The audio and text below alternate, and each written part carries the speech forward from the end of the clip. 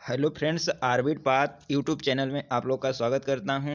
कि हम लोग पढ़ रहे हैं भारतीय संविधान। भारतीय संविधान में हम लोग महत्वपूर्ण टॉपिक क्लियर कर रहे हैं वन लाइनर के फॉर्मेट में। ठीक है, तो इसके पहले हम लोग बहुत सारे टॉपिक पढ़ लिए हैं, जिसमें से प्रस्तावना, संविधानिक विकास वगैरह टॉपिक जो होते हैं, और भाग 1, भाग 2, भाग 3, 3 तक। 3 में क्या है, मूल अधिकार, 2 में नागरिकता, और 1 में क्या है, संघ और उसके राज्य क्षेत्र। ये 3 और उसके पहले, ठीक है, कम से कम 11 टॉपिक हम लोग क्लियर कर चुके हैं। तो आप लोग को अगर पिछला वीडियो देखना हो तो डिस्क्रिप्शन में लिंक पड़ा होगा भारतीय संविधान के नाम से, वहाँ पर जाकर आप लोग देख सकते हैं। तो आज जो हम लोग पढ़ने वाले हैं टॉपिक 12 है, क्या है, भारत राज्य के नीति निर्देशक तत्व। क्या है दोस्तों, राज्य के नीति निर्देशक तत्व। तो राज्य के नीति निर्देशक तत्व में क्या आता है, इसे सिंपल भाषा में कहते हैं डीपीएसपी। ठीक है, और ये इसका आर्टिकल कहाँ से कहाँ तक है, तो 36 से 51 तक है। आर्टिकल 36 से 51 तक में किसका उल्लेख किया गया है, राज्य के नीति निर्देशक तत्वों का। ठीक है दोस्तों, तो राज्य के नीति निर्देशक तत्व जो है, इसके बारे में एक बात बता देते हैं कि यह न्यायालय द्वारा परिवर्तनीय नहीं है।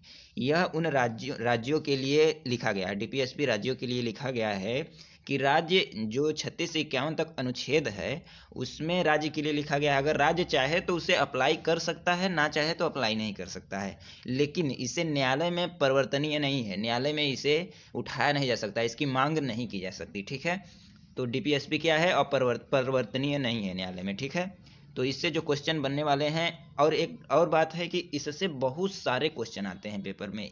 मूल अधिकार हो गया, और डीपीएसपी राज्य के नीति निर्देशक तत्व हो गया, और भाग 5 राज्य हो गया, भाग 6 नहीं, भाग 5 क्या हो गया, संघ हो गया, भाग 6 क्या हो गया, राज्य। ये 4 जो भाग हैं आपके, इससे बहुत क्वेश्चन आते हैं। तो ये भी एक बहुत इंपॉर्टेंट है, इसको जरूर देखिए, पूरा देखिए। ठीक है, तो पहला जो क्वेश्चन बन जाता है, इसका क्या बन जाता है कि भारतीय संविधान में राज्य के नीति निर्देशक तत्व ग्रहण किए गए हैं। कहाँ से किए गए हैं, तो आयरलैंड के संविधान से। कहाँ से, आयरलैंड के संविधान से। कई बार क्वेश्चन पूछा है, इंपॉर्टेंट, वेरी वेरी इंपॉर्टेंट होगा। ठीक है, तो क्या हो गया कि भारतीय संविधान में राज्य के नीति निर्देशक तत्व तो कहाँ से ग्रहण किए गए हैं, तो आयरलैंड से। ठीक है, अगला क्वेश्चन है कि भारतीय संविधान किस अनुच्छेद में राज्य के नीति निर्देशक तत्वों का उल्लेख है, तो किस अनुच्छेद में, अनुच्छेद 36 से 51। अनुच्छेद 36 से 51 तक में क्या है, भारतीय संविधान में राज्य के नीति निर्देशक तत्वों का क्या है, उल्लेख है। ठीक है, आगे क्वेश्चन देखेंगे कि भारतीय संविधान का कौन सा अंग समाजवादी व्यवस्था स्थापित करने की प्रेरणा देता है, तो कौन सा अंग समाजवादी व्यवस्था स्थापित करने की प्रेरणा देता है, नीति निर्देशक तत्व। कौन, नीति निर्देशक तत्व। अगला क्वेश्चन है कि भारतीय संविधान में राज्य के नीति निर्देशक सिद्धांतों को शामिल करने के पीछे मुख्य उद्देश्य क्या है, तो भारतीय संविधान में राज्य के निर्देशक तत्वों को, सिद्धांत को शामिल करने के पीछे मुख्य उद्देश्य क्या है, कल्याणकारी राज्य की स्थापना करना। अगर कोई राज्य इस अनुच्छेदों को लागू करता है अपने देश में, तो एक कल्याणकारी राज्य के रूप में सिद्ध होगा। तो इसलिए क्यों इसको लिखा गया है, न्यायालय में तो परिवर्तनीय है नहीं, फिर क्यों लिखा गया, क्योंकि एक कल्याणकारी राज्य की स्थापना हो सके। ठीक है, अगला क्वेश्चन है कि संविधान में कल्याणकारी राज्य का आदेश दिया जाता है किसमें, तो राज्य में कल्याणकारी राज्य को कल्याणकारी बनाने के लिए किसमें आदेश दिया गया है, संविधान में। तो किस भाग में, नीति निर्देशक तत्वों में, भाग 4 नीति निर्देशक तत्वों में। अगला क्वेश्चन है, नीति निर्देशक सिद्धांत है, वाद योग्य नहीं है, यानी न्यायालय में इसे नहीं ले जाया जा सकता, वाद योग्य नहीं है। अगला क्वेश्चन हो जाता है कि नीति निर्देशक तत्वों को कार्यान्वित करने के लिए क्या मूल अधिकारों का हनन हो सकता है, कुछ का हो सकता है। ठीक है, नीति निर्देशक तत्वों को कार्यान्वित करने के लिए अगर इसे लागू किया जाता है तो कुछ मूल अधिकारों का हनन हो सकता है। ठीक है, अगला क्वेश्चन है कि भारत के संविधान में अंतर्राष्ट्रीय सुरक्षा को प्रोत्साहन देना सन्निहित है, तो अंतर्राष्ट्रीय सुरक्षा अनुच्छेद 50 या 51 में है। ठीक है, राज्य के नीति निर्देशक तत्वों में। ठीक है, अगला क्वेश्चन है, अगला देखिए क्वेश्चन आया है किस तरह से कि कल्याणकारी राज्य की संकल्पना का समावेश भारत के संविधान में है, तो किसमें है, राज्य के नीति निर्देशक तत्वों में। ठीक है, देख रहे हैं क्वेश्चन कहाँ से आया है, IAS PCS, Uttarakhand PCS, BPSC Bihar PCS, सब में आया हुआ है। बहुत इंपॉर्टेंट टॉपिक है राज्य के नीति निर्देशक तत्व। अगला क्वेश्चन है कि संविधान का कौन सा भाग कल्याणकारी राज्य का आदर्श घोषित करता है, तो कौन है, ऑप्शन नंबर डी, राज्य के नीति निर्देशक तत्व। ठीक है दोस्तों, अगला क्वेश्चन देखेंगे कि भारतीय संविधान में सम्मिलित नीति निर्देशक तत्व की प्रेरणा हमें किस संविधान से प्राप्त हुई, तो किस संविधान से प्राप्त हुई दोस्तों, आयरलैंड के संविधान से। राज्य के नीति निर्देशक तत्व कहाँ से लिए गए हैं, आयरलैंड के संविधान से।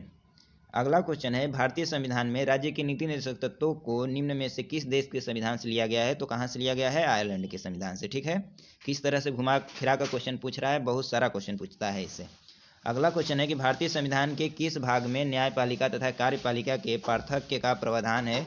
तो राज्य के नीति निर्देशक सिद्धांत में। ठीक है, राज्य के नीति निर्देशक सिद्धांत में। अगला क्वेश्चन है, भारतीय संविधान में राज्य के नीति निर्देशक सिद्धांत को किस मुख्य कारण से सम्मिलित किया गया है?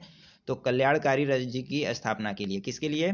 कल्याणकारी राज्य की स्थापना के लिए। अगला दोस्तों क्वेश्चन है कि मूलभूत संविधान में कौन से भाग में राज्य लोक कल्याण की संकल्पना सम्मिलित की गई है? तो राज्य लोक कल्याण की संकल्पना किसमें सम्मिलित की गई है? राज्य के नीति निर्देशक तत्व में। किसमें? राज्य के नीति निर्देशक तत्व में। अगला क्वेश्चन है कि संविधान का कौन सा अंश भारत के नागरिकों को आर्थिक न्याय प्रदान करने का संकेत करता है? तो राज्य के नीति निर्देशक तत्व। राज्य के नीति निर्देशक तत्व। अगला क्वेश्चन हो जाता है दोस्तों कि नीति निर्देशक सिद्धांत है, क्या है? नीति निर्देशक सिद्धांत क्या वाद योग्य है या मौलिक अधिकार है? नहीं दोस्तों, वाद योग्य नहीं है। मौलिक अधिकार तो अलग भाग ही है, वाद योग्य है नहीं। मौलिक अधिकार वाद योग्य है, लेकिन नीति निर्देशक सिद्धांत वाद योग्य नहीं है। अगला क्वेश्चन है कि समान कार्य के लिए समान वेतन भारत के संविधान में सुनिश्चित किया गया है, किसमें किया गया है? तो राज्य के नीति निर्देशक तत्वों में क्या किया गया है? समान कार्य के लिए समान वेतन। ठीक है, चाहे वो महिला हो या पुरुष। अगला क्वेश्चन है कि इनमें से कौन राज्य के नीति निर्देशक सिद्धांतों में सम्मिलित नहीं है? तो नीति निर्देशक सिद्धांतों में कौन सम्मिलित नहीं है? सूचना का अधिकार, अधिकार तो सम्मिलित नहीं होगा। काम का अधिकार सम्मिलित हो सकता है, मद्य निषेध सम्मिलित हो सकता है, समान कार्य हेतु समान वेतन हो सकता है, लेकिन सूचना का अधिकार सम्मिलित नहीं है। ठीक है, अगला क्वेश्चन है कि निम्नलिखित में से कौन सा नीति निर्देशक तत्व है? तो कौन नीति निर्देशक तत्व है? समान नागरिक संहिता, समान नागरिक संहिता। ठीक है, किसमें लिखा गया है? अनुच्छेद 46 में लिखा गया है। अगला क्वेश्चन है कि किस नीति निर्देशक सिद्धांत को प्रायः समाजवादी माना जाता है? तो ग्राम पंचायतों की स्थापना को क्या माना जाता है? समाजवादी माना जाता है। अगला क्वेश्चन है कि नीति निर्देशक सिद्धांतों में से वह सिद्धांत कौन सा है जिसे गांधीवादी सिद्धांत कहा जाता है? स्वशासन के प्रभावी एककों के रूप में ग्राम पंचायतों का संगठन। ठीक है, अगला क्वेश्चन है नीति निर्देशक तत्व का महत्व किसके लिए है? तो राज्य के लिए है। किसके लिए है दोस्तों? राज्य के लिए। अगला क्वेश्चन है, राज्य के नीति निर्देशक सिद्धांतों के अनुसार किस आयु तक के बच्चों को निःशुल्क एवं अनिवार्य शिक्षा देने की आशा की जाती है? तो 14 वर्ष की आयु के बच्चों को। ठीक है, अगला क्वेश्चन है कि राज्य के नीति निर्देशक सिद्धांतों में से किन अनुच्छेद का संबंध अंतर्राष्ट्रीय शांति और सुरक्षा संवर्धन है? तो अनुच्छेद 51। अनुच्छेद 51 क्या करता है? बात करता है अंतर्राष्ट्रीय शांति और सुरक्षा संवर्धन के बारे में बात करता है। ठीक है दोस्तों, बहुत इंपॉर्टेंट है, कई बार क्वेश्चन पूछा गया है। अगला क्वेश्चन है कि भारतीय संविधान के अनुच्छेदों में से कौन सा अनुच्छेद राज्य सरकारों को ग्राम पंचायतों को संगठित करने का आदेश देता है? तो अनुच्छेद 40। कौन? अनुच्छेद 40। अगला क्वेश्चन है कि भारत के किस राज्य में समान नागरिक संहिता लागू है? तो गोवा में क्या है? समान नागरिक संहिता लागू है, यूनिफॉर्म सिविल कोड। ठीक है, अब तो कई राज्यों में लागू हो गया है। तो अगला जो टॉपिक होगा हमारा क्या होगा?